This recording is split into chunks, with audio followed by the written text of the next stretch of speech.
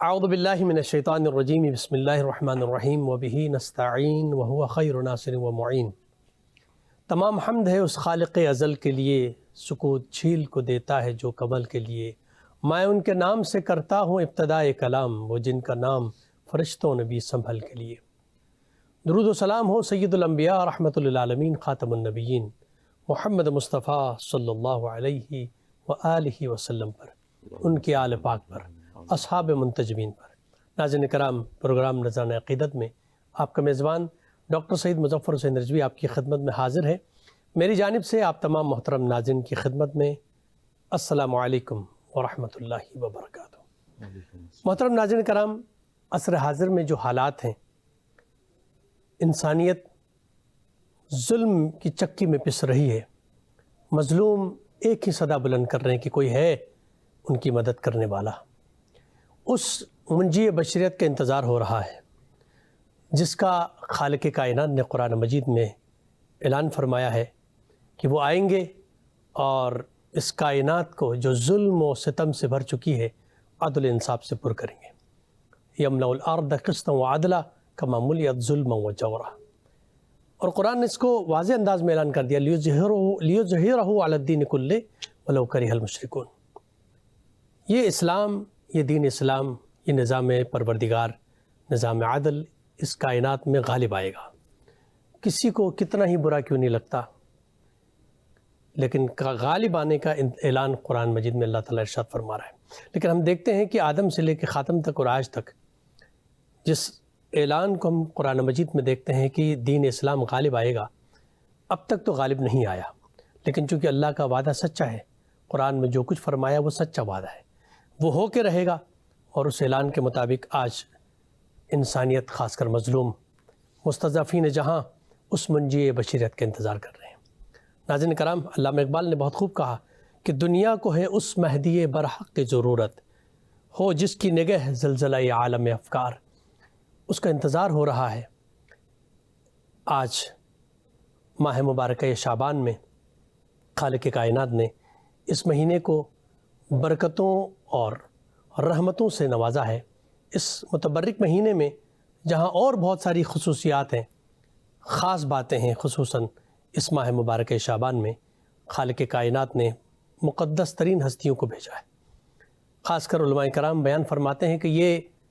کربلا والوں کا مہینہ ہے، جس کا آغاز شریکت الحسین زینب کبریٰ سلام اللہ علیہا سے ہوتا ہے، اور دیگر ذوات مقدسہ اس دنیا میں تشریف لاتی رہیں۔ آج ہم جس اہم موضوع پر بات کرنے جا رہے ہیں وہ منجی بشریت امام زمان عجل اللہ تعالیٰ فرجہ شریف کی ولادت باسعادت کے عنوان سے یہ پروگرام کا انعقاد ہو رہا ہے۔ میں سب سے پہلے اپنی جانب سے، مہمانان گرامی کی جانب سے، تمام عالم اسلام کی خدمت میں سچ ٹی وی کی جانب سے مبارکباد پیش کرتا ہوں۔ ناظرین کرام، آج ہم بات کریں گے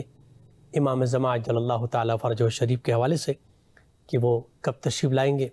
ان کے ظہور کے حوالے سے کیا نظریات ہیں، ان کی ولادت کے حوالے سے جو نظریات ہیں، اس پر ہم بات کریں گے۔ اس سے پہلے کہ گفتگو کا سلسلے کا آغاز کروں، میں سب سے پہلے مختصر تعارف ہمارے ساتھ جو مہمانان گرامی قدر تشریف فرما ہے ان کا آپ کے سامنے پیش کر رہا ہوں۔ ہمارے ساتھ تشریف فرما ہے ممتاز عالم دین ہیں، اور خصوصاً تجزیے کے حوالے سے مڈل ایسٹ پر اور عالم اسلام پر گہری نظر رکھتے ہیں، خصوصاً عصر حاضر میں جو حالات اس وقت مڈل ایسٹ میں ہیں، اس حوالے سے آپ کی بڑی گہری نظر ہے۔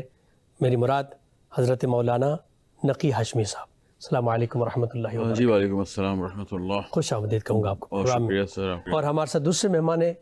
ریسرچ اسکالر محترم جناب مفتی زاہد اسلم رضوی صاحب۔ السلام علیکم ورحمۃ اللہ وبرکاتہ۔ وعلیکم السلام ورحمۃ اللہ۔ خوش آمدید کہوں گا آپ کو پروگرام میں۔ ہمارے ساتھ تشریف فرما ہے شہرت یافتہ ثنا خاں، نعت خاں، منقبت خاں جناب عبدالباسط رانا صاحب۔ السلام علیکم ورحمۃ اللہ وبرکاتہ۔ وعلیکم السلام ورحمۃ اللہ۔ خوش آمدید کہوں گا آپ کو پروگرام میں، اور میں گزارش کروں گا بارگاہ رسالت مآب میں گرہۂ عقیدت پیش فرمائیں۔ سارے نبیوں کے عہدے بڑے ہیں، صرف آقا کا منصب جدا ہے۔ سارے نبیوں کے عہدے بڑے ہیں، صرف آقا کا منصب جدا ہے۔ ہے، وہ امام صف انبیاء ہے، ان کا رتبہ بڑوں سے بڑا ہے، وہ امام صف انبیاء ہے، ان کا رتبہ بڑوں سے بڑا ہے۔ کوئی لفظوں میں کیسے بتا دے ان کے رتبے کی حد ہے تو کیا ہے، کوئی لفظوں میں کیسے بتا دے ان کے رتبے کی حد ہے تو کیا ہے، ہم نے اپنے بڑوں سے سنا ہے صرف اللہ ان سے بڑا ہے، ہم نے اپنے بڑوں سے سنا ہے صرف اللہ ان سے بڑا ہے، نام جنت کا تم نے سنا ہے، میں نے اس کا نظارہ کیا ہے، میں یہاں سے تمہیں کیا بتا دوں، ان کی نگری کی گلیوں میں کیا ہے، میں یہاں سے تمہیں کیا بتا دوں، ان کی نگری کی گلیوں میں کیا ہے۔ سلسلے گفتگو کا میں باقاعدہ آغاز کرنا چاہوں گا، اور سب سے پہلے آپ کی خدمت میں سوال رکھنا چاہتا ہوں۔ امام مہدی عجل اللہ تعالیٰ فرجہ الشریف کے حوالے سے دو نظریات ہمارے سامنے آتے ہیں، ایک کیا آپ ظہور فرمائیں گے، ایک آپ ولادت آپ کی ہوگی، آپ کیا فرماتے ہیں اس حوالے سے اگر جو نظریات سامنے ہیں؟ بسم اللہ الرحمن الرحیم۔ جی میں بھی اپنی طرف سے تمام عالم اسلام کو، آپ کے دیکھنے والوں کو، خصوصاً آپ کی ٹیم کو مبارکباد پیش کرتا ہوں۔ یہ بابرکت ایام ہیں اور اس کی جو بڑی مناسبتیں ہیں، جیسا کہ آپ نے تذکرہ کیا، جناب زینب سلام اللہ علیہا کی ولادت سے شروع ہوتی ہے بات، پھر امام حسین علیہ السلام، اور اس کے بعد پھر ابو الفضل عباس، اور ایک روایت کے مطابق امام زین العابدین علیہ السلام، اور یہ شب جو لگی ہے کہتے ہیں حضرت قاسم علیہ السلام کی ولادت ہے، آگے حضرت علی اکبر کی، اور پھر خود امام زمان عجل اللہ تعالیٰ فرجہ الشریف۔ یہ ایک بہت ہی بابرکت مہینہ ہے، اور اس طرف سے ماہ رمضان کے استقبال کا مہینہ بھی کہا جاتا ہے۔ اگلا مہینہ ماہ رمضان کہ جو انشاءاللہ اللہ کی میزبانی کا مہینہ ہے، اور ہمیں اللہ اپنا مہمان قرار دیتا ہے، تو اس کی تیاری کا مہینہ ہے۔ بے شک۔ تو یہ اس عنوان سے انشاءاللہ آپ سب کی خدمت میں بھی ہدیہ تبریک پیش کرتے ہیں۔ جو آپ نے سوال کیا ہے ولادت اور ظہور، آیا شخصیت ظاہر ہونی ہے، پہلے سے پیدا ہو چکی ہے؟ جو ایک بڑا فرقہ جو تشیع اسی نظریے کا قائل ہے کہ آپ کی ولادت کو آج جو ہیں وہ 1200 سال سے زیادہ ہو چکے ہیں، اور ایک نظریہ بہرحال ہمارے برادران کا ہے جو یہ کہتے ہیں کہ شخصیت کو پیدا ہونا ہے، اور آپ کو معلوم ہے کہ ڈاکٹر اسرار احمد صاحب کا یہ نظریہ تھا کہ 1962 میں 1962 میں وہ شخصیت وجود میں آ چکی ہے، وہ بچہ بقول ان کے پیدا ہو چکا ہے کہ جو اللہ کے نظام کو اس دنیا میں قائم کرے گا، اور دجال کہ جس کی ظلم کی کوئی انتہا نہیں ہوگی، یہ آئے گا اور آ کے اس دجال کا بھی خاتمہ کرے گا۔ تو یہ جیسے کہ ڈاکٹر اسرار احمد صاحب اگر اس زمانے کے واقعی ایک اپنے میدان کے، اپنی فیلڈ کے ایک انٹلیکچوئل تھے، اس نظریے کے قائل اگر وہ ہیں، تو اس کا مطلب یہ ہے کہ ان کے پاس یقیناً اگر ہمارے سامنے اس نظریے پر موجود تاریخی روایات نہ بھی ہوں، دلائل نہ بھی ہوں، بایمانہ کہ ہمارے سامنے نہ آئے ہوں، ہم نے پڑھا نہ ہو، مطالعہ نہ کیا ہو، لیکن اگر ایک ایسی عظیم اور بڑی شخصیت کہ جن کے فالوورز جو ہیں وہ یقیناً لاکھوں میں ہیں، یعنی ہمیں ڈاکٹر صحابی کے نظریات سے پتہ چلتا تھا کہ شروع میں وہ بہت زیادہ اہمیت نہیں دے رہے تھے نظریہ امام مہدی علیہ السلام کو، لیکن بعد میں انہوں نے یہ نظریہ اہل تشیع کا رد نہیں کیا کہ آپ کی پیدائش جو ہے وہ 1200 سال پہلے ہوئی ہے. اس نظریے کو رد نہیں کیا, یہ کہتے ہوئے کہ ہمارے سامنے بہت ساری مثالیں ہیں تاریخ میں کہ لوگوں نے لمبی لمبی عمریں پائی ہیں. تو کہا کہ میں نظریے کو رد نہیں کرتا, دلیل نہیں ہے میرے پاس رد کرنے کی. بہرحال مقابلتاً تشیع ان کے ہاں جو ہے وہ یہ نظریہ اور اس بنیاد پہ نہیں کہ ہم امام حسن عسکری علیہ السلام جو شیعوں کے 11ویں امام ہیں ان کی بات مان رہے ہیں کہ 12ویں امام آئیں گے, یا ہم 10ویں امام کی بات مان رہے ہیں کہ 12ویں امام آئیں گے. نہیں, ہم رسول اللہ صلی اللہ علیہ وآلہ وسلم کی روایات کی بنیاد پر کہہ رہے ہیں کہ آپ کے ہاں جو ہے وہ 12ویں امام یعنی وہ خلیفہ کے طور پہ متعارف کروایا گیا. قرآن نے تو بہرحال صراحت کے ساتھ آیت نہیں بیان کی, لیکن بہت ساری آیات ایسی ہیں کہ جو دلالت کرتی ہیں کہ ایک ایسا نظام کہ جس کے قیام کے لیے یعنی کوئی عام انسان نہیں چاہیے, ایک معصوم چاہیے, ایک مضبوط شخصیت چاہیے, ایک بہت ہی مذہبی بیک گراؤنڈ چاہیے, علمی بیک گراؤنڈ چاہیے, پھر اس کا ایک خاندان, مضبوط خاندان چاہیے, اس کے فالوورز جو ہیں وہ اس کے تاریخی ماننے والے ہونے چاہیے. وہ فوراً نہیں ہو سکتا کہ آج یہ فرقہ بنا ہے کل لوگ جو ہیں وہ اس دنیا پر اللہ کے نظام کو قائم کر دیں گے. ہمارے پاس عقلی اور نقلی اتنے دلائل موجود ہیں کہ ہم یہ سمجھتے ہیں کہ وہ شخصیت کہ جو پیدا انشاءاللہ ہو چکے ہیں 1200 سال پہلے ہی, امام حسن عسکری علیہ السلام ہی کے بیٹے ہیں, اور صرف قرآن میں نہیں, روایات میں نہیں, بلکہ ہم اگر پیچھے جائیں تو تورات جیسی کتابوں میں بھی جب رسول اللہ کے خلیفاؤں کا تذکرہ تھا کہ جنہیں اس زمانے کے اکثر مسلمان نقل کیا کرتے تھے آپ کے سامنے آ کے کہ ہم نے تورات پڑھی ہے, ہم نے انجیل کو پڑھا ہے, اور ہمیں پتہ چلا کہ آپ کا تذکرہ وہاں پر ہے, اور پھر آپ کے تذکرے کے ساتھ ساتھ آپ کے 12 خلیفاؤں کا بھی تذکرہ وہاں پر ہے. تو وہاں پر بھی امام زمان اجل اللہ تعالیٰ فرجہ الشریف کا نام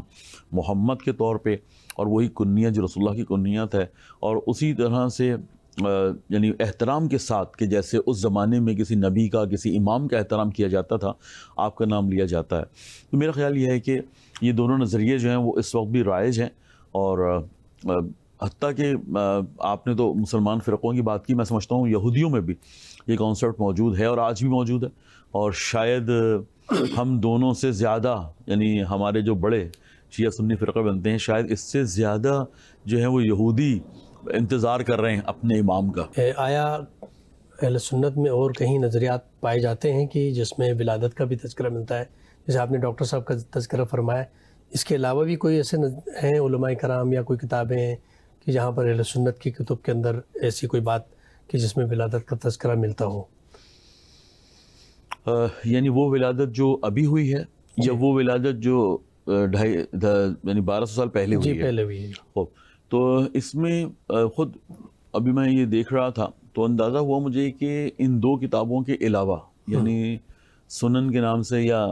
صحیح ستہ کے عنوان سے جو کتابیں معروف ہوئی ہیں اس میں اتفاق سے صحیح مسلم اور صحیح بخاری میں اس طرح کی روایات نہیں ملی,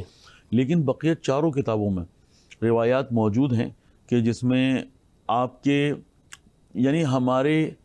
اور مسلمان یعنی برادران اہل سنت کے یا دوسرے میں تمام اسلامی فرقوں کے نظریات جو ہیں وہ کافی حد تک نزدیک ہیں, سوائے ولادت والے موضوع کے. یعنی سب انہیں نجات دہندہ کے عنوان سے دیکھ رہے ہیں, سب انہیں جو ہے وہ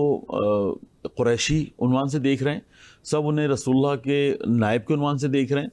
یعنی اس طرح کی روایات سب جگہوں پہ مل گئی ہیں. ہاں, ڈاکٹر صاحب نے کہا کہ ایک آدھ جگہ پر یہ ہے ہمارے یہاں, ان کے بقول ایک روایت میں تھا کہ یہ علی اور فاطمہ کی اولادوں میں سے نہیں ہیں. انہوں نے اس طرح ایک ہلکا سا تذکرہ کیا, لیکن بعد میں جب روایات پڑھنا شروع کی ہیں ہم نے بھی اور اہل سنت علماء کی کتابوں میں بھی دیکھنے کو ملا, تو پتہ چلا کہ نہیں, اختلاف جو ہے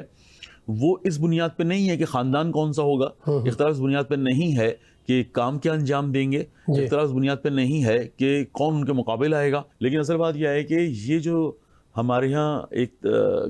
گیپ آیا اور اثرات نہیں ملے, تو بعد میں اس انتظار والے فلسفے کو ڈیمیج کرنے کے لیے, کیونکہ یہ انتظار کا فلسفہ جو ہے نا یہ بڑا قوی ہے جس پہ پوری عیسائیت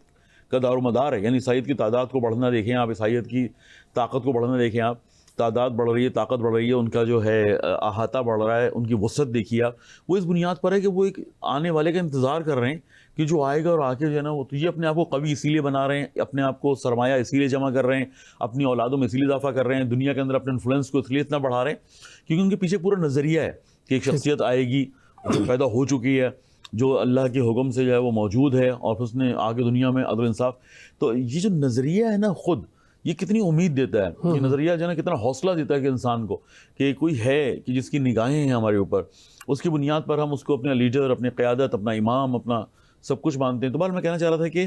یہ جو بات ہے اس کو اختلافی عنوان بنایا اس لیے گیا کہ وہ گروہ کے جو اللہ کے وعدے کو قرآن کی بنیاد پر نُرِيدُ أَن نَمُنَّ عَلَى الَّذِينَ اسْتُضْعِفُوا فِي الْأَرْضِ, اب یہ اتنی بڑی بات تھی کہ اللہ نے تو یہ وعدہ کر ہی لیا ہے نا, ارادہ کر لیا ہے کہ جو لوگ دنیا میں مستضعف رکھے گئے نجعلہم ائمہ, یعنی ان کو امام بنائے گا. کہاں یہ لفظ استعمال ہوتا ہے مستضعف, اور کہاں کہتے ہیں ان کو بنائے گا امام, یعنی عجیب ہے نا, یہ ملتا نہیں, آپس میں تضاد ہے کہ جو مستضعف ہے وہ امام کیسے بنے گا. ونجعلہم وارثین, اور پھر اللہ کہے گا ہم ان کو جو ہے وارث بنائیں گے اس دنیا کا. تو الحمدللہ جن لوگوں کے ہاں یہ نظریہ بھی ہے کہ ابھی آپ کی پیدائش نہیں ہوئی ہے, ہم آپ سے کہنا چاہتے ہیں کہ وہ امام کے بقیہ کسی اور موضوع سے اختلاف نہیں رکھتے, وہ صرف پیدائش میں اختلاف رکھتے ہیں. اور یہ میری نگاہ میں یعنی اگر تھوڑا سا اور جیسا کہ ابھی ایک ریسرچ کا ماحول شروع ہوا ہے, یا مناظرہ اچھے ماحول میں شروع ہوا ہے, یا دوسرے لفظوں میں انشاءاللہ ادیان کے درمیان جو ہے نا ایک ہم آہنگی پیدا ہونا شروع ہوئی ہے, تو فرقوں کے درمیان بھی یقیناً پیدا ہو جائے گی. تو پھر سب میرا خیال ہے کہ اس نظریے پر آ جائیں گے کہ یہ بیس بنا کے کہ اس وقت اثرات نہیں تھے, یا یہ بیس بنا کے کیسے کوئی اتنی لمبی عمر کر سکتا ہے. میرا خیال ہے کہ ان روایات کے اوپر خود ہی کہ جن کی پیچھے کوئی مضبوط بنیاد نہیں ہے, یعنی ان کو میں نے مطالعہ کیا ہوا ہے, میں بھی چاہوں تو آپ کو سارا بیان کر سکتا ہوں, لیکن ہمارا یہ والا موضوع جو ہے نا یہ خواہ اس طرف چلا جائے گا اس پر ہم 11-12 سال سے بحثیں کر رہے ہیں کہ ہم آیا تھا یا نہیں تھا, کس نے ذکر کیا, صحابی کون تھے, تابعین کون تھے, کتابیں کون سے لکھی گئی ہیں, روایت کس کی, بیچ میں کوئی آیا مستند شخصیت, ایسے تو نہیں کہ بیچ میں کوئی گڑبڑ ہو گئی تھی. تو میں کہہ رہا ہوں کہ وہ ساری باتیں جو ہے نا وہ میں کر سکتا ہوں, بیان کر سکتا ہوں, لیکن ہمارا وقت لے لے گا. ایسا تو یعنی ہم ان موضوعات کی طرف جائیں کہ جس پر ہمارا اتحاد ہے, نہ کہ ان موضوعات کی طرف جائیں پر ہمارا اختلاف ہے خواہ کیوں. بہت خوبصورت بات کی. ناظرین کرام یہاں پر مختصر سا بریک لیتے ہیں, بریک کے بعد آپ کی خدمت میں حاضر ہوتے ہیں, ہمارے ساتھ رہیے گا. محترم ناظرین کرام, ایک بار پھر پروگرام نذرانہ عقیدت میں آپ کا خیر مقدم ہے. گفتگو جاری ہے امام زمان عجل اللہ تعالیٰ فرجہ الشریف امام مہدی کے حوالے سے. اور بریک سے پہلے قبلہ نے بہت خوبصورت انداز میں بیان فرمایا کہ وہ منجی بشریت کی جس کا تمام عالم انسانیت کا جو ہے وہ انتظار ہے, جس کے لیے اور خصوصاً یہ جو بحث ہے کہ ولادت ہوگی یا ہونے والی ہے, یا یہ کہ وہ دنیا میں تشریف لائیں, اس سے زیادہ اہمیت اس بات کی ہے کہ وہ آئیں گے تو کیا کریں گے, جو قرآن نے بیان فرمایا, احادیث مبارکہ کے اندر بیان فرمایا کہ ان کا کام کیا ہوگا. اس کے اوپر مزید ہم بات کریں گے کہ پھر ہماری ذمہ داریاں کیا, اگر وہ آئیں گے یا ہم انتظار کرتے رہیں, ہاتھ پہ ہاتھ دھرے بیٹھے رہیں, یا یہ کہ ان کے انتظار سے پہلے ہماری کیا ذمہ داری. اس پر ہم انشاءاللہ آگے جا کر کے بات کریں گے موضوعات پر انشاءاللہ. اس حوالے سے مزید بات کرنے سے پہلے محترم جناب مشہور و معروف نعت خواں منقبت خواں جناب عبدالباسط رانا صاحب سے میں گزارش کروں گا کہ بارگاہ رسالت مآب میں گلہائے عقیدت پیش فرمائیں. سب صحابہ کا مولا ہمارا علی, سب صحابہ کا مولا ہمارا علی, شان میں سب سے اعلیٰ ہمارا علی, شان میں سب سے اعلیٰ ہمارا علی. آئی بنت اسد کعبے میں جس گھڑی, آئی بنت اسد کعبے میں جس گھڑی, چیر کر وہ پکارا ہمارا علی, چیر کر وہ پکارا ہمارا علی. لائے جبریل جب ذوالفقار علی, لائے جبریل جب ذوالفقار علی, لافتہ لافتہ ہے ہمارا علی, لافتہ لافتہ ہے ہمارا علی. بعد احمد کے وہ جانشین ہے بنا, بعد ہی ہے بنا، کیونکہ نفس نبی ہے ہمارا علی۔ اور تم بھی کرتے رہو ذکر شاہ نجف، تم بھی کرتے رہو ذکر شاہ نجف، بس یہی ہے وظیفہ ہمارا علی۔ ہے یہ تیری وصیت سفیر ریاض، ہے یہ تیری وصیت سفیر ریاض، میری قبر پہ لکھنا ہمارا علی، سب صحابہ کا مولا ہمارا علی۔ قبلہ آپ کی خدمت میں یہ سوال رکھنا چاہوں گا، امام علیہ السلام کی غیبت کے حوالے سے میں چاہوں گا کہ کیا فلسفہ ہے کہ ان کو پردہ غیبت میں اللہ تعالیٰ نے رکھا، اور اتنا طویل دورانیہ ہے، اور اس پہ چونکہ لوگوں کے سوالات ہوتے ہیں کہ اس اتنا لمبا عرصے پہ کیسے ممکن ہے کہ وہ جو نا ان کی عمر مبارک اتنی لمبی ہو سکے، طرح طرح کے سوالات ہیں۔ میں چاہوں گا کہ اس کے فلسفے پہ بات کریں کہ اس کی مخفی رکھنے کا کیا فلسفہ ہے۔ بڑا بنیادی سوال ہے، اس آخری سوال سے پہلے یا اس امپورٹنٹ سوال سے پہلے کہ آپ نے آنے کے بعد کرنا کیا ہے، جی، یا آپ دنیا کو کس طرح سے دیکھیں رہے ہیں۔ میرا خیال ہے صحیح کہہ رہے ہیں آپ کہ اس سے پہلے جو ہے وہ یہ بہت امپورٹنٹ سوال بنتا ہے۔ پھر یہ وجوہات کیا بنتی ہیں کہ جن کی وجہ سے آپ کو پردہ غیبت میں جانا پڑتا ہے۔ پردہ غیبت یہ اصطلاح ہے کہ جو شیعہ استعمال کرتے ہیں، آپ کا غائب ہو جانا، وہ اصطلاح ہے کہ جسے بہرحال ہمارے علاوہ بقیہ استعمال کرتے ہیں کہ یہ کیا ہے سلسلہ۔ تو میرا خیال یہ ہے کہ اس کو اگر ہم قرآنی نگاہ سے ہی دیکھیں اس موضوع کو، یہ جو اس طرح کے دورانیے آتے ہیں نا، 250 سال کا ایک دورانیہ آ گیا ہے، مثلاً اصحاب کہف کا 250 سے 300 سال تک کا دورانیہ آ گیا، مثلاً حضرت عزیر علیہ السلام کا ایک 100 سال کا ایک دورانیہ ہے، ایک عجیب سی بات ہے نا۔ حضرت خضر علیہ السلام کا بھی ایک دورانیہ ہے کہ آپ ایک خاص وقت میں ظاہر ہوئے، حضرت موسیٰ کو ایک اسپیشل ایجوکیشن آپ نے دی ہے، اور اس کے بعد پھر آپ کا نہیں پتا کہ آپ کہاں ہیں اور نہیں پتا کہ آپ کو کب آنا ہے، اور یا آپ کب سے ہیں اور کب آنا ہے۔ یہ ایک تیسری شخصیت ہے۔ مثلاً چوتھی شخصیت حضرت ادریس علیہ السلام کو کہا جاتا ہے کہ آپ، حضرت صالح علیہ السلام کو کہا گیا کچھ عرصے کے لیے آپ غائب ہوئے پھر واپس ظاہر ہوئے۔ حضرت ابراہیم علیہ السلام کے لیے ہے، یعنی 153 اگر آپ نے 173 سال آپ کی عمر ہو تو اس کا کافی ایسا دورانیہ گزرا ہے جس میں آپ بالکل ظاہر نہیں ہوئے، بلکہ اس کو لوگ 60-70 سال کہتے ہیں کہ پتہ نہیں چل پائے گا آپ ہیں کہاں۔ تو اور خود پیدائش بھی آپ کی غار کی ہے، تو یہ بھی سب کو کلیئر تھا۔ اسی طرح سے حساب، یعنی اگر میں یہ 4 5 6 7 مثالیں، قرآنی مثالیں ساری کی ساری دورانیہ آپ دیکھیے سب کا، تو ایک ایسا دورانیہ ہے کہ یعنی جو اس زمانے کے لوگوں کی سمجھ میں نہیں آیا۔ یعنی اگر کسی آپ نے کہا کہ حضرت عزیر علیہ السلام کا ایک واقعہ آیا کہ جس میں 100 سال کے لیے وہ سو گئے تھے، اور جب بیدار ہوتے ہیں تو دیکھتے ہیں کہ ان کی سواری کا یہ حال ہوا ہے، ان کی غذا کا یہ حال ہوا ہے۔ قرآن کی آیت ہے نا یہ، تو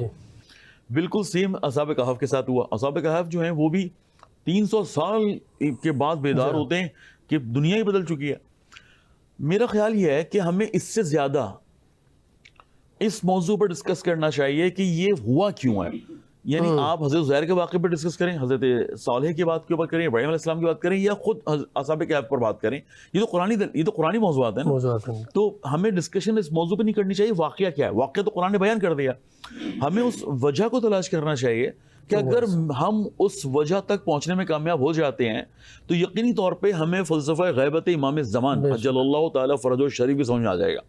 یہ میں مقدمہ بنا رہا تھا اپنی بات کا جواب دینے کے لیے۔ جو اصل مسئلہ میں سمجھاؤں وہ یہ ہے کہ ایک سوال ہے جو کریٹ ہوتا ہے، کسی بھی بنیاد پہ کریٹ ہو۔ مثلا حضرت عزیر علیہ السلام کے آیا ذہن میں سوال آیا نا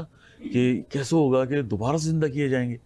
آ گیا ایک سوال آ گیا، تو اللہ نے اس ایک سوال کا جواب دینے کے لیے آپ کو 100 سال تک کے لیے آرام کروا دیا۔ انہوں نے کہا چلیے آپ کو بتا دیں کیسے زندہ ہوں گے۔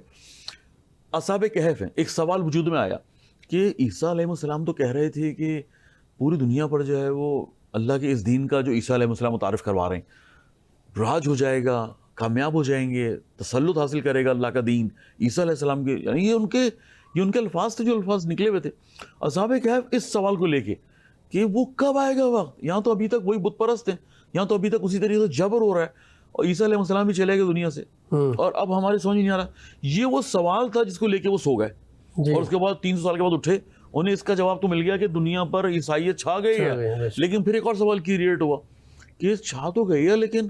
آج عیسائی حضرت عیسیٰ کے ساتھ وہی کر رہے ہیں کہ جو بت پرست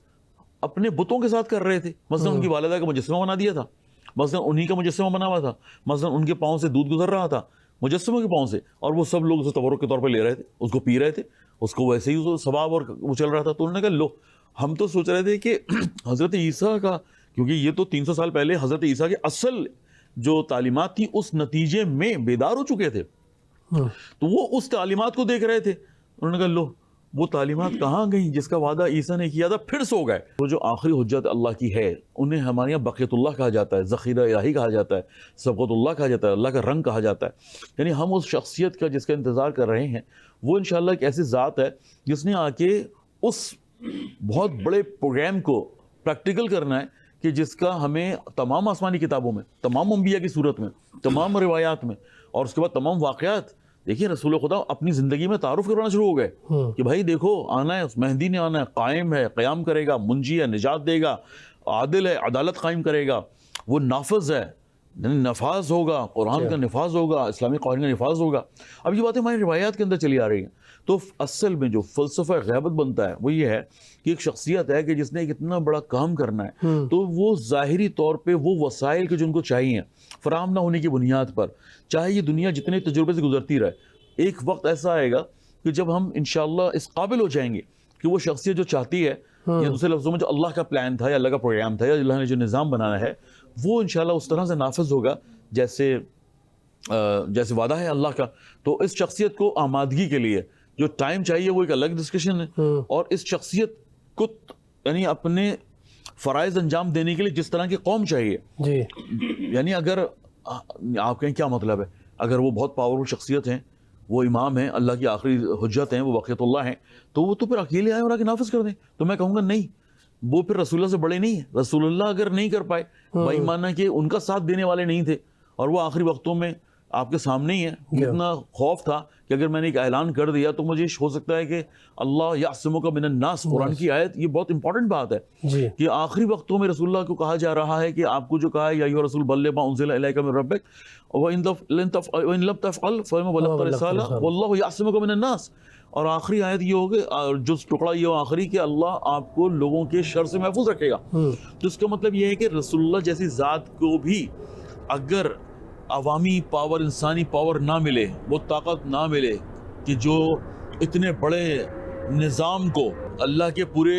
انشاءاللہ انبیاء کے بھیجنے کا اور کتابیں بھیجنے کا جو بنیادی ہدف ہے اس کو پورا کرنے کے لیے اگر رسول اللہ کو بھی اس طرح کی شخصیات نہ ملیں, تو وہاں پر بھی پروگرام جو ہے وہ ڈیلے ہوا ہے. ڈیلے ہونے کے بعد پھر جو ہے وہ آہستہ آہستہ سے یہاں تک پہنچ گیا. اب یہ غیبت کی بات کیا رہی کہ انشاءاللہ جب انسان اس قابل ہو جائے گا کہ جس نے رسول اللہ کی تعلیمات پر عمل کیا پریکٹیکل, قرآن پر عمل کیا پریکٹیکل, اور اس کے بعد اس نے انشاءاللہ اپنے آپ کو تیار کیا ایثار, قربانی, ہر طرح کے موضوعات کے لیے, تب وہ آخری جو انشاءاللہ رسول اللہ کا فرزند ہے آئے گا, اور اسی طریقے سے بات چیت کریں گے جیسے کہ انشاءاللہ رسول اللہ اپنے زمانے میں کر رہے تھے, اور ہم انشاءاللہ اس غیبت کے مرحلے سے باہر آ جائیں. انشاءاللہ بہت خوبصورت بات کی, اور یقیناً اس کا جو فلسفہ میرے خیال سے ناظرین کی خدمت میں جو آپ نے پیش کیا صحیح انداز میں آپ نے پہنچا دیا ہوگا انشاءاللہ. میں مفتی صاحب آپ کی خدمت میں سوال رکھنا چاہوں گا. امام مہدی علیہ السلام کے ظہور سے متعلق جو اکابرین کے نظریات ہیں, میں چاہوں گا کہ ناظرین کی خدمت میں پیش کیجیے گا. بسم اللہ الرحمن الرحیم. وعد اللہ الذین آمنوا منکم وعملوا الصالحات لیستخلفنہم فی الارض. صدق اللہ العظیم. امام مہدی علیہ السلام کے ظہور پر سب کا اتفاق بھی ہے, اتحاد بھی ہے, اور ہم وہی بات کریں گے جو اتحادی بات ہو. قرآن کریم کی جو آیت کریمہ پڑھی ہے, اس کا جو کامل مصداق ہیں وہ جناب امام مہدی علیہ السلام ہیں. انشاءاللہ. قل لا اسألکم علیہ اجرا الا المودۃ فی القربى, والی آیت کے مصداقوں میں جو شامل ہے وہ امام مہدی علیہ السلام ہیں. اور لیذہب عنکم الرجس اہل البیت والی آیت دیکھیں تو اس کے مصداق بھی امام مہدی علیہ السلام ہیں۔ بے شک۔ قرآن کریم کی جو آیت کریمہ پڑھی ہے 18ویں پارے کی سورۃ النور کی آیت نمبر ہے 55، اور تفسیر قرطبی میں امام قرطبی نے اسی آیت کے زیر طاعت لکھا، ان کی جلد نمبر 12 صفحہ نمبر 299، تفسیر ابن کثیر اس کی جلد نمبر 3 صفحہ نمبر 77 پر لکھا کہ اس آیت کریمہ کے جو کامل مصداق ہیں، ھذا الوعد یتحقق کاملا فی آخر الزمان، فرمایا کہ یہ وعدہ جو ثابت ہوگا وہ امام مہدی علیہ السلام کی آمد پر ہی ہوگا۔ امام مہدی علیہ السلام سے متعلق ہے یہ آیت کریمہ، اور اسی طرح آپ کے ظہور کے حوالے سے یہ بھی حدیث پاک ہے جو کہ مسلم شریف کی جلد نمبر 2 اور صفحہ نمبر ہے 136، حدیث نمبر 156، اور اسی طرح البدایہ و نہایہ اس کی جلد 19 صفحہ نمبر 58، اور علامہ ابن تیمیہ نے اپنی کتاب منہاج السنہ جلد 4 صفحہ 96 پر بھی لکھا کہ آقا کریم علیہ الصلوۃ والسلام کی اولاد میں سے ان کا اولاد سے تعلق ہوگا اور ان کا ظہور بھی ہونا ہے، انہوں نے آ کر امامت بھی فرمانی ہے، اور حضرت عیسیٰ علیہ السلام ان کے مقتدی ہوں گے، امام مہدی علیہ السلام ان کے امام ہوں گے۔ یعنی کہ عظمت اور محبت کا یہ معیار ہے کہ ان کی نسبت میرے مصطفیٰ سے جو ہو گئی تو اللہ کریم نے ان کو امام بنایا، اور حضرت عیسیٰ علیہ السلام ان کے مقتدی بن کر اس بات کی تصدیق کریں گے کہ یہ ان کا مقام ہے، یہ ان کی عظمت ہے۔ اور پھر ظہور سے متعلق یہ بھی حدیث پاک ہے، حضور کی حدیث پاک ہے باقاعدہ، یہ مسلم کے اندر بھی ہے، ترمذی کے اندر بھی ہے، ابو داود کے اندر بھی ہے، ابن ماجہ کے اندر بھی ہے، یعنی 40 سے زائد احادیث کے اندر آپ کے ظہور سے متعلق احادیث ہمیں ملتی ہیں، مختلف اسناد کے ساتھ، مختلف روایات کے ساتھ۔ یہ جو روایت آپ کے سامنے پیش کر رہا ہوں ترمذی کے اندر موجود ہے، حدیث نمبر ہے 2230، اور یہی حدیث پاک ابو داود کے اندر بھی موجود ہے، جلد 4 صفحہ 167 ہے، حدیث نمبر ہے 4282۔ اچھا، آقا علیہ الصلوۃ والسلام نے فرمایا کہ المہدی من اطرتی، کہ امام مہدی علیہ السلام جو آئیں گے ان کا تعلق میری اولاد سے ہے، میری اطرت سے ہے، وہ سیدہ فاطمہ الزہرا رضی اللہ تعالیٰ عنہ کی اولاد سے ہیں، اور جن کی نسبت سیدہ سے ہو گئی ان کی نسبت مولا علی سے ہو گئی، جن کی نسبت مولا علی سے ہو گئی ان کی نسبت میرے مصطفیٰ سے ہو گئی۔ اب جن کی نسبت میرے مصطفیٰ سے ہو گئی، اللہ کریم نے ان کی محبت تمام کلمہ پڑھنے والوں پر فرض کر دی۔ اب بات یہ ہے کہ ظہور کی بات ہو رہی ہے تو یہودیوں کا بھی یہی موقف ہے، عیسائیوں کا بھی یہی موقف ہے، ہندوؤں کا بھی یہی موقف ہے، بدھ مت کا بھی یہی موقف ہے کہ امام مہدی علیہ السلام کا ظہور ہونا ہے۔ امام مہدی علیہ السلام آ کر کیا کریں گے؟ سارے یہ تمام مذاہب یہ اس بات پر اقرار کرتے ہیں کہ جب ظلم اور بربریت اور فساد اور فتنے اور جہالت اور یہ ظلم، یہ نااہلی، یہ زیادتیاں، یہ قتل و غارت بہت عام ہو چکا ہوگا، تو اس دور کے اندر امام مہدی علیہ السلام کا ظہور ہوگا۔ یہ یہودی بھی مان گئے، عیسائی بھی مان گئے، ہندو بھی مان گئے، لیکن فرق یہ ہے کہ خدا کو ہندو بھی مانتے ہیں، خدا کو مشرک بھی مانتے ہیں، مگر وہ مومن نہیں ہو سکتے۔ پتہ یہ چلا کہ ایک ہوتا ہے خدا کو ماننا، ایک ہوتا ہے خدا کو مان کر خدا کی ماننا۔ اور امام مہدی علیہ السلام کے حوالے سے یہودیوں کا، عیسائیوں کا، ہندوؤں کا یہ موقف ہے کہ وہ آئیں گے، مگر انہوں نے ان کو مانا ہے میرے مصطفیٰ کو مانے بغیر، اس لیے وہ مسلمان نہیں ہو سکتے۔ اور جو مصطفیٰ کا کلمہ پڑھ کر ان کو مان کر ان کی محبت کرتے ہیں، پھر سرکار نے اس بات کی گارنٹی دی ہے، آپ نے فرمایا اگر مجھے مان کر میری اولاد کو مانو گے تو میں مصطفیٰ بھی تمہیں مان جاؤں گا، میرے عرش اولا کے رب بھی تمہیں مان جائے گا۔ جنہیں مصطفیٰ مان گئے انہیں خدا مان گئے، جنہیں خدا اور مصطفیٰ دونوں مان گئے انہیں کہتے ہیں مسلمان، انہیں کہتے ہیں مومن۔ اور پھر ام سلمہ رضی اللہ تعالیٰ عنہ نے پوچھا نا کہ آقا یہ جو جن کی محبت لازم کی گئی وہ ہے کون؟ فرمایا من ہؤلاء الذی قد وجبت علینا محبتکم یا رسول اللہ۔ پھر میرے آقا نے جو وضاحت دی نا، فرمایا کہ وہ پینتن پاک کا نام بھی لیا، پھر رسول اللہ کی جتنی اہل بیت ہیں، جتنی اولاد ہیں، ان سب کا نام لیا۔ تو میرے آقا کی اولاد سے امام مہدی علیہ السلام کا تعلق ہے، نسبت ہے۔ تو لہٰذا آج ہم نے جس عظیم ہستی کو مرد سخن بنایا، جن کا ظہور ہوگا، جو اتحاد بھی ہے، اتفاق بھی ہے، کوئی اختلاف نہیں ہے کہ وہ آئیں گے، ان کی تشریف آوری ہوگی۔ اللہ کریم نے ان کی محبت لازم کی ہے کہ ان کی محبت کے لیے اپنے آپ کو آمادہ رکھیں، ان سے پیار کریں۔ یہ میرے آقا سے محبت کی بہت بڑی دلیل اور بہت بڑی علامت ہے۔ ماشاءاللہ ماشاءاللہ۔ ناظرین کرام، یہاں پر مختصر سا بریک کا وقت ہوا چاہتا ہے، بریک کے بعد آپ کی خدمت میں حاضر ہوتے ہیں، ہمارے ساتھ رہیے گا۔ محترم ناظرین کرام، ایک بار پھر پروگرام نذران عقیدت میں آپ کا خیر مقدم ہے، اور آج جس اہم موضوع پر گفتگو جاری ہے،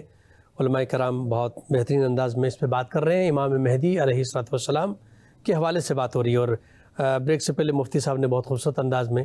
امامت اور امام علیہ الصلوۃ والسلام کے اوپر تذکرہ فرمایا. میں قبلہ آپ کی خدمت میں سوال رکھنا چاہوں گا. خوبصورت انداز میں آپ نے فلسفہ غیبت کو اپنے بیان فرمایا. قرآن و احادیث کے اندر امام علیہ الصلوۃ والسلام کا تذکرہ اور خاص کر ائمہ اطہار علیہ الصلوۃ والسلام، خود نبی مرسل صلی اللہ علیہ وسلم نے اس حوالے سے احادیث مبارکہ جو بیان فرمائی ہیں، اس حوالے سے میں چاہوں گا کہ کچھ ناظرین کی خدمت میں پیش کیجیے گا. جیسے کہ میں نے بتایا آپ کو کہ تذکرہ امام بعنوان قائم یا نجات دہندہ، جی، یا اسی طرح سے یہ کہنا ہے کہ ان کا نام میرے نام پر اور ان کی کنیت میری کنیت پر، جی، اور پھر یہ کہنا کہ وہ میری ہی اولاد میں سے ہوں گے، اور پھر آخر میں یہ کہنا کہ وہ میری نسل 11ویں یعنی باقاعدہ 11ویں امام کی اولاد یا 11ویں امام کی اولاد. یہ وہ باتیں ہیں کہ جو رسول اللہ کی زندگی میں ہی، رسول اللہ کی حیات میں ہی سوالات شروع ہو گئے. یعنی ایسا لگتا ہے کہ ماحول یہ بن گیا تھا کہ وہ جو اللہ کے نظام کے قیام کی بات ہو رہی ہے، جس میں عدل و انصاف کو قائم ہونا ہے، ظلم کو ختم ہونا ہے، تعصب کو ختم ہونا ہے، یہ بیجا برتری کو ختم ہونا ہے، مادیت کی طرف جو ہے وہ، تو ایسا یعنی ایک ماحول ایسا بنا ہوا تھا کہ لوگوں کے سوالات آنا شروع ہو گئے تھے. سامنے ہمارے پاس ایک موضوع آتا ہے، ایک ایشو آتا ہے، ایک پرابلم آتی ہے، یا کوئی بھی عنوان بنتا ہے جس کے بعد سوال ہوتا ہے، یا پھر کسی چیز کو صحیح تصحیح کرنی ہوتی ہے، کسی چیز کی تصدیق کرنی ہوتی ہے، تو وہ پھر بات بیان ہوتی ہے. جو بات بیان ہوتی ہے پھر ہم اس کو روایت کہتے ہیں، ہم اس کو جو ہے وہ حدیث کہتے ہیں، پھر ہم اس کو جو قول معصومین کہتے ہیں. تو یہ اب یہاں پر اگر آپ دیکھیں تو میں نے جیسے قرآن کے اندر آپ سے، یعنی اب یہ جو قرآن کی بڑی امپورٹنٹ آیات میں سے کہا کہ وَنُرِيدُ أَن نَّمُنَّ عَلَى الَّذِينَ اسْتُضْعِفُوا فِي الْأَرْضِ نَجْعَلُهُمْ أَئِمَّةً وَنَجْعَلُهُمْ الْوَارِثِينَ. یہ سوال تو بنتا ہے نا کہ اللہ نے کون سے مستضعفین سے وعدہ کیا ہے کہ ان کو اللہ جو ہے وہ زمین پر امام بھی بنائے گا اور وارث بھی بنائے گا. یا وَلَقَدْ كَتَبْنَا فِي الزَّبُورِ مِن بَعْدِ الذِّكْرِ، کہ جب یہ اتنی بڑی بات کہیں کہ ہم نے تو زبور میں لکھ دیا ہے، ذکر کے بعد یعنی تورات کے بعد ہم نے زبور میں لکھ دیا ہے. کیا لکھا ہے کہ ان الارض یرثها عبادی الصالحون، کہ یہ جو زمین ہے یہ تو اللہ کے خالص یا مخلص بندوں کے حوالے کرنی ہے، اللہ نے ان کو وارث بنانا ہے زمین کا. اور یہ 2 کتابوں کا تذکرہ کر کے، یعنی زبور تورات کا تذکرہ کر کے قرآن میں لکھ دیا ہے. تو یعنی 3 کتابوں میں آسمانی یہ تذکرہ موجود ہے. تو ان قرآن کی ان آیات کی موجودگی میں، روشنی میں سوال اٹھتے تھے کہ وہ کون سی شخصیت ہے کہ جس نے آنے کے بعد جو ہے نا وہ زمین کے اوپر اللہ کے وارث یا نظام کے وارث کے طور پہ، اللہ کے وارث کے طور پہ، انبیاء کے وارث کے طور پہ کون سی شخصیت ہے. تو وہ جو پھر یعنی یہ وہ آیات تھی، اور اس طرح کی شاید قرآن کے اندر جس میں مخلص کو وارث بنانے کی بات کی گئی، مستضعف کو وارث بنانے کی بات کی گئی، یا اسلام کے صحیح پیروکاروں کو وارث بنانے کی بات کی گئی، یہ آیات موجود ہیں جس کی بنیاد پر سوالات ہیں. سوالات کے جواب اب نبی دے رہے ہیں اور نبی کہہ رہے ہیں. تو وہ پھر بن گئی آپ کی احادیث، پھر وہ بن گیا آپ کے فرامین، پھر وہ بن گیا آپ کی روایت. اب اس میں جو سب سے امپورٹنٹ ہے، جس کے اوپر کوئی اختلاف نہیں ہے، ہماری تمام فرقوں کی کتب کے اندر موجود تھا، وہ یہ تھا کہ شخصیت کا جو کام ہے وہ یہ ہے. میں نے کہا کہ ہمارے اختلاف ولادت پر ہے، جیسے کہ ابھی مفتی صاحب بھی ہلکا سا اشارہ کر رہے تھے کہ اس پر اختلاف رہتا ہے، لیکن ان کے کاموں پر اختلاف نہیں ہوتا ہے، ان کی شخصیت پر اختلاف نہیں ہوتا ہے کہ وہ شخصیت ہے، بنو ہاشم سے ہی ہے، قریشی ہی ہیں، رسول اللہ کی انشاءاللہ پاکیزہ عطرت ہے جو آگے بڑھے گی. اس پر اختلاف نہیں ہو رہا. جو اختلاف جو ہے وہ ولادت پہ تھا، اس کو ہم نے سائڈ پہ کر دیا. اب آ جائے اس موضوع کے اوپر کہ یہ کام کرے گا کون. تو پتہ چلا کہ اس پر صرف ہمارا اسلام اور مسلمانوں کے درمیان نہیں، ہم نے آپ سے کہا کہ ادیان یعنی دوسرے مذاہب بھی، دوسرے ادیان بھی، مذاہب تو چلے ہمارے فرقے، ہم دوسرے ادیان کی طرف بھی اشارہ کر رہے ہیں کہ تورات میں بھی، انجیل میں بھی. اور یہ ماحول بنا ہوا تھا ادیان ابراہیمی میں کہ وہ شخصیت جو ہے نا وہ قائم ہے. قائم ان کا اصل لقب ہے، جس کی یعنی قائم مراد ہی ہے کہ جو قیام کریں گے، قیام کرنے والی شخصیت. اور ساری مصلحتیں ختم ہو جائیں گی سارے. اچھا بھائی سب سے بڑا کام کیا کریں گے؟ وہ روایت جو اشارہ کرتی ہے وہ یہی ہے کہ جو زمین بھر جائے گی ظلم اور جور سے. ملئت کا لفظ استعمال ہوا ہے. ملئت یعنی ہم ماضی کی بات کر رہے ہیں. ملئت جو بھر جائے گی ظلمن و جورا، جس میں ظلم اور فجور اور فاسد اور یعنی بربریت نظر آئے گی. یملأ الارض، پھر اللہ نے پہلے کہا یملأ الارض، اور پھر اس زمین کو وہ بھر دیں گے جو ملئت بھری ہوئی ہوگی، عدلاً و قسطا، عدل سے اور انصاف سے. یہ وہ بنیادی کام ہے جس کے لیے انشاءاللہ آپ تشریف لے کر آئیں گے. تو یہ باقیہ جتنی بھی روایات ہیں یہ اس ایک بڑی روایت کی ذیل میں بیان ہوتی ہیں کہ کون سی شخصیت آنے والی ہے پتہ چل گیا، کس نسل سے آنے والی پتہ چل گیا، کام کیا ہے پتہ چل گیا، اب جو اصل چھوٹی چھوٹی بہت ساری روایات بیان ہو رہی ہیں وہ اس بنیاد پر ہو رہی ہیں کہ وہ ماحول کیا بنے گا، وہ ہونا کیا ہے، اس کو پھر لوگوں نے علامات یا اس کو پھر جو ہے نا وہ اس طرف لے کے چلے جاتے ہیں. میرا خیال ہے کہ یہ انشاءاللہ اس انداز. جی مفتی صاحب آپ کی خدمت میں سوال رکھنا چاہوں گا کہ جس طرح قبلہ نے بھی بیان فرمایا کہ دیگر ادیان کے اندر بھی یہ بات ہے کہ وہ منجی اور ایک نجات دہندہ کے عنوان سے تو تمام مذاہب جتنے بھی ہیں دنیا میں وہ ایک کانسیپٹ ان کے ذہنوں میں ہے کہ ایک منجی ایک نجات دہندہ آئے گا. اب وہ اس کے اوپر ڈفرینٹ طریقے سے بات کرتے ہیں کہ ان کا نجات دہندہ کون ہے کہ وہ ان کو نجات دے گا. ہم کرسچینٹی کے اوپر بات کرتے ہیں تو وہ حضرت عیسیٰ علیہ السلام کا انتظار ہم بھی کر رہے ہیں، وہ بھی کر رہے ہیں، اس لیے کہ ہم امام مہدی کا انتظار کرتے ہیں اور یہ حضرت عیسیٰ بھی تشریف لانے والے ہیں، یہ بھی اللہ کے نبی کے فرمان کے مطابق ہے. تو جو نظریات ہمارے سامنے ادیان کے سامنے آ رہے ہیں، خاص کر مختلف ادیان کے، تو آپ کیا فرماتے ہیں امام زمانہ کے حوالے سے، امام مہدی کے حوالے سے ادیان کا کیا نظریہ ہے، اور خاص کر ہمارے مسلمانوں کے اندر اس حوالے سے ان کے ظہور کے حوالے سے کیا ارشادات ہیں؟ میں ناظرین کی خدمت میں پیش بسم اللہ الرحمن الرحیم. آیت مباہلہ اس بات کی دلیل ہے کہ جتنے بھی ادیان ہیں تمام ادیان اس بات کا اقرار کرتے ہیں، تسلیم کرتے ہیں کہ آقا علیہ الصلاۃ والسلام کی جو اولاد ہے وہ بڑی باکمال ہے. کیونکہ دیکھیں نا کہ قرآن کے اندر باقاعدہ یہ بات موجود ہے کہ آیت مباہلہ کے نزول کا مقصد کیا ہے کہ وہ تو مقابلے کے لیے آ رہے تھے نا، لیکن ان کے بڑے بڑے علماء نے یہ کہا کہ خبردار ان کے مقابلے میں مت جانا، کیونکہ یہ جو نورانی چہرے نظر آ رہے ہیں ان کا مقام اتنا اعلیٰ ہے کہ یہ جو لب ہلائیں تو قرآن بن جائے، ہاتھ اٹھائیں تو دعا قبول ہو جائے. ان کے نانا کا بھی یہ معیار ہے، ان کے بابا کا بھی یہ معیار ہے، ان کی والدہ کا بھی یہ معیار ہے، تو یہ تو بڑے با کمال ہیں. تو قرآن کریم کے اندر یہ باقاعدہ ایک بطور دلیل واقعہ موجود ہے. کئی واقعات ہیں کہ جتنے بھی مذاہب ہیں، جتنے بھی مختلف ادیان ہیں، وہ اس بات کو، یعنی جو خدا کو مانتے ہیں نا، جو خدا کو مانتے ہیں وہ اس بات کو بھی جانتے ہیں کہ محمد عربی کا کیا معیار ہے اور محمد عربی کی اولاد کا کیا معیار ہے. اب دیکھیں نا قرآن کے اندر ایک آیت ہے نا وَنَحْنُ أَقْرَبُ إِلَيْهِ مِنْ حَبْلِ الْوَرِيدِ، مثال کے طور پر بات کروں کہ اللہ فرماتے ہیں کہ میں شاہ رگ سے بھی زیادہ قریب ہوں. تو کیا اللہ کافروں کی شاہ رگ کے زیادہ قریب نہیں ہے؟ جواب آئے گا بالکل ہے. تو پھر ان کو ہم مسلمان کیوں نہیں کہتے؟ بات یہ ہے کہ وہ خدا کا تصور اور خدا کو مانتے ہیں، خدا کی وحدت پر یقین رکھتے ہیں، کہ وہ یکتائی پر یقین رکھتے ہیں، وحدانیت پر یقین رکھتے ہیں، مگر خدا کی توحید پر یقین نہیں رکھتے. اب آپ غور کریں گے کہ جی وحدانیت یا وحدت یا توحید میں کیا فرق ہے؟ وحدانیت یکتائی کو کہتے ہیں اور واحد کہتے ہیں نصف الاثنین کو، دو میں سے آدھے کو. لیکن توحید کس کو کہتے ہیں؟ توحید کے لیے ضروری ہے کہ میرا اللہ تو ان کے بھی قریب ہے، لیکن فرق اتنا ہے کہ مسلمانوں کے اللہ قریب ہے، مسلمانوں نے اللہ کی توحید پر ایمان رکھا محمد مصطفیٰ کو وسیلہ بنا کر، کہ اللہ نے بھی وسیلہ بنا قل هو اللہ احد. اور کافر ادیان باطلہ بھی اس بات کو مانتے ہیں، سارے مانتے ہیں، اہل کتاب بھی مانتے ہیں، یہودی عیسائی ہندو ہو گئے، جتنے مشرکین ہو گئے، سارے اس بات کے انتظار میں تو ہیں کہ امام مہدی علیہ السلام آئیں گے. مگر جو نقطہ میں دینے لگا وہ یہ ہے کہ نحن اقرب الیہ من حبل الورید کی منزل کو اگر سمجھنا ہے تو انہوں نے خدا کو مانا ہے کہ جی تو واحد ہے، وہ وحدت ہے، وہ واحد لا شریک ہے، لیکن مصطفیٰ کے واسطے کے بغیر تو مسلمان نہیں ہو سکتے. جنہوں نے خدا کو مصطفیٰ کے وسیلے اور واسطے کے ساتھ مانا، قل هو اللہ احد والی آیت کے تحت مانا، وہ مومن بھی ہو گئے، مسلمان بھی ہو گئے. بات یہاں پر بھی وہی ہے کہ کیا صرف مسلمان کے پیارے ہیں حسین؟ چرخ نو بشر کے تارے ہیں حسین. انسان کو بیدار تو ہو لینے دو، ہر قوم پکارے گی ہمارے ہیں حسین. اب یہاں پر ہر قوم تو یہ کہہ رہے کہ امام مہدی علیہ السلام آئیں گے، مگر فرق یہ ہے کہ مسلمان امام مہدی علیہ السلام کو مانتے ہیں مصطفیٰ کا کلمہ پڑھ کر اور مصطفیٰ کی شریعت کو مان کر، کہ مصطفیٰ کی جس شریعت کو ہم نے مانا ہے وہ شریعت تو کہہ رہے کہ وہ آئیں گے ان سے محبت کرو. اور وہ جو کفار ہیں، وہ جو مشرکین ہیں، وہ مانتے ہیں اپنی کتابوں میں پڑھ کر. پتہ یہ چلا کہ تورات میں، زبور میں، انجیل میں، قرآن میں اور دیگر صحائف کے اندر بھی یہ باتیں آ چکی ہیں کہ امام مہدی علیہ السلام کون ہوں گے،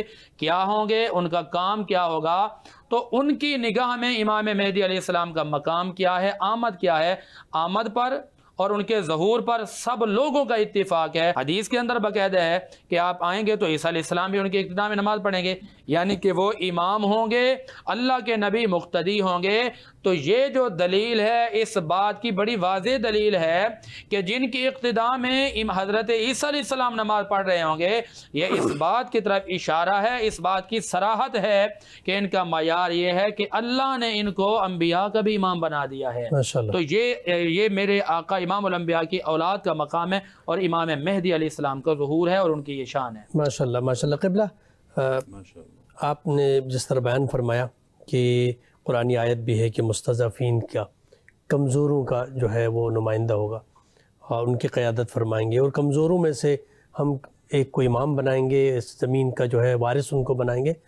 عصر حاضر میں آپ کیا دیکھتے ہیں کہ کیا ان حالات میں جس وقت ایسا کوئی ممکن نظر آتا ہے کہ ایسا ہو سکتا ہے، یا ہم آج کے زمانے کے لوگ کیا یہ اس بات کو سمجھ سکتے ہیں کہ دنیا کے اندر جو پاورفل جو ہے وہ طاقتیں ہیں وہ کمزوروں کو دبوچ لیتی ہیں؟ تو ایسے میں کوئی ہے اس عصر حاضر میں کہ کوئی کمزور بھی ہے دنیا کے سامنے، لیکن یہ کہ وہ دنیا کے سامنے ڈٹ کے کھڑا بھی ہو اور وہ واقعاً اپنی کمزوری کے باوجود طاقتوں کا سامنے مقابلہ بھی کر رہا ہو اور وہ لیڈرشپ بھی دکھا رہا ہو؟ ایسی کوئی مثال ہمارے سامنے؟ میرا خیال ہے کہ جتنی واضح اس وقت مستضعف کی مثال یا مصداق ہمارے غزہ کے فلسطینی مسلمان ہیں، جی، میرا نہیں خیال کہ اس سے بڑی کوئی دلیل ہمارے پاس ہو کہ جو مستضعف رکھے گئے ہیں نہیں، یعنی کیا مطلب یہ کمزور ہیں نہیں، ان کو کمزور بنایا گیا ہے۔ وہ کمزور ہو نہیں سکتا کہ جو ہر طرح کی مصیبت، مشکلات، پریشانیاں، یعنی بائیمانہ کہ ایک ہی گھر کے اندر اتنے شہداء، ایک ہی گھر کے اندر اتنے، یعنی بھائی نہیں رہا، بہن نہیں رہا، باپ نہیں ہے، ماں چلی گئی، اس طرح کا ماحول میرا نہیں خیال دنیا میں پہلے کبھی بنا ہو۔ یعنی اتنا پیس دیا گیا کہ 70,000 لوگ، 75,000 لوگ جو ہیں وہ 2-2.5 سال کے اندر جس قوم کے شہید ہو گئے ہوں۔ دنیا آج سب لوگ فلسطین کو جو ہے وہ غریب اور مسکین اور مستضعف اور بھوکا اور پیاسا اور پتہ نہیں کیا کچھ کہہ رہے ہیں، لیکن آپ دوسری طرف دیکھیے کہ جو ان کے اندر عزم ہے، جو ان کے اندر حوصلہ ہے، جو ان کی طرف یعنی الحمدللہ اللہ کی طرف رغبت ہے، اللہ کے نظام کا یا اللہ کا وعدے پر جو ان کا ایمان ہے، وہ ثابت کرتا ہے کہ یہ مستضعفین ہیں نہیں، رکھے گئے ہیں۔ جب بھی انشاءاللہ ان کو موقع ملے گا یہ وہی مستضعف ہیں کہ جو اللہ کے وارث بنیں گے، یہ وہی مستضعف ہیں کہ جو انشاءاللہ حاوی آئیں گے۔ تو میرا خیال ہے مختصر جواب جو اسی طرح کا بنتا ہے۔ بے شک اس میں کوئی شک نہیں ہے، اور یہ واقعاً آج کے عصر حاضر میں دنیا کی ساری طاقتیں جہاں مل کے ہمیں ایک بہت واضح مثال ہمارے سامنے ہے کہ جہاں ایک حکومت اسلامی ہے اور پوری دنیا کی ساری طاقتیں مل کے اس کو ختم کر سکتی ہیں، کرنا چاہتی ہیں، اور دنیا کے سارے لبرلز بھی یہ سمجھتے ہیں کہ ان کے سامنے، ہاتھی کے سامنے چونٹی کی جو ہے وہ مثال بھی نہیں بنتی ہے، لیکن اگر وہ ڈٹ کے مقابلے میں آ کے بلکہ بار بار ذلیل و خوار کر کے اتنی طاقتوں کو اور وہ اور طاقتوں کو اپنے ساتھ ملا رہی ہیں اس کمزور سی طاقت کو ختم کرنے کے لیے ظاہری، تو وہ واقعاً لگتا ہے کہ اللہ تعالیٰ کا جو وعدہ ہے قرآن مجید کا وہ سچا ہے، اور اگر اللہ پر ایمان ہو، رسول اکرم پر ایمان ہو، اور جس طرح آپ نے فرمایا حسبنا اللہ ونعم الوکیل کا نعرہ اگر بلند ہو، تو وہ واقعاً دنیا کی ساری طاقتیں ایک طرف اور یہ جو مستضعف ہیں، یہ کمزور ہیں، ان کی طاقت دنیا کے سامنے ایک طرف ہے۔ ناظرین کرام، یہاں پر پروگرام کا وقت ختم ہوا چاہتا ہے۔ میں نہایت ممنون مشکور ہوں حضرت علامہ مولانا نقی ہاشمی صاحب آپ کا، محترم جناب مفتی زاہد اسلم رضوی صاحب آپ کا، جناب عبدالباسط رانا صاحب آپ کا۔ ناظرین کرام، اپنے میزبان ڈاکٹر سید مظفر حسین رضوی کو اجازت دیجیے، اور آخر میں گزارش کروں گا عبدالباسط رانا صاحب سے کہ بارگاہ امامت میں نذرانہ عقیدت پیش فرمائیں۔ میں خوش نصیب ہوں، مجھ پہ کرم حسین کا ہے، میں خوش نصیب ہوں، میں خوش نصیب ہوں، مجھ پہ کرم حسین کا ہے، عطا کیا ہوا سارا بھرم حسین کا ہے، عطا کیا ہوا یزیدیت کو ہوئے سرنگو زمان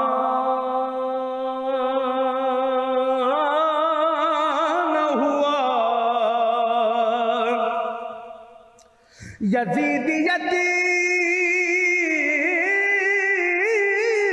کو ہوئے سرنگو زمانہ ہوا، بلند آج بھی لیکن علم حسین کا ہے، بلند آج بھی